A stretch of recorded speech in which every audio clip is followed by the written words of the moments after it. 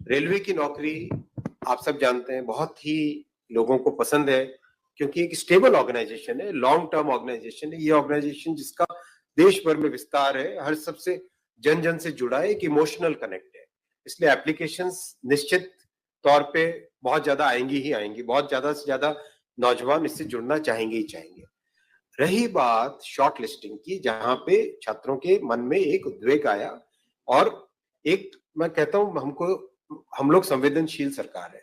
हमारे मन में ये भावना है कि हम सेवा करें, हमारे मन में ये भावना नहीं कि हम राज करें। ये भावना के साथ जब काम करते हैं, अंत्योदय की भावना से गरीब की सोच की भावना से, तो उस भावना से जब काम करते हैं, तो अगर छात्रों को परेशानी हुई तो उसको सॉल्व करना हमारी ड्यूटी है, हमारा कर्तव्य है, उसके लिए हम तैयार हैं, उसमें हमारा कोई ईगो नहीं है।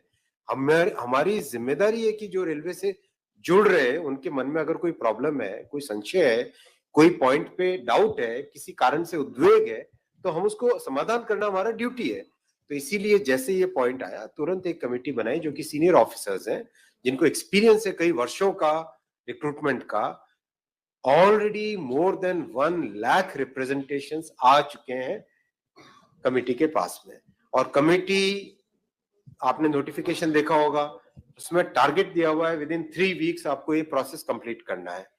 तो जैसे जैसे रिप्रेजेंटेशन आ रहे हैं उसका तुरंत उसका एग्जामिनेशन भी कंप्लीट कर रहे हैं, जिससे कि एक फेयर वे में इस प्रॉब्लम का समाधान किया जा सके। 3 प्रॉब्लम्स हैं। पहला, एनटीपीसी में शॉर्ट लिस्टिंग में कितने होने चाहिए यूनिक कैंडिडेट्स। दूसरा, ग्रुप डी यानी लेवल 1 का एग्जाम सिंगल स्टेज होना चाहिए या डबल स्टेज होना चाहिए, राइट। तो ये 2 बड़े इश्यूज हैं। तीसरा मुद्दा है कि भाई टेस्ट का लेवल कैसा हो, हाई है, बहुत ग्रेजुएट ज्यादा आ जाएंगे 10+2 कैटेगरी में, संवैधानिक व्यवस्था है, उसी फ्रेमवर्क में हम सब काम करेंगे। तो इन तीनों का समाधान करने के लिए हम लोग तत्परता से काम कर रहे हैं, टाइमलाइन लेके काम कर रहे हैं, संवेदनशीलता के साथ काम कर रहे हैं, सेवा की भावना के साथ काम कर रहे हैं। इसमें हमारे मन में, हमारी नीयत में, हमारे तरीके में, हमारे प्रोसेस में कहीं पे संदेह की बात ही नहीं।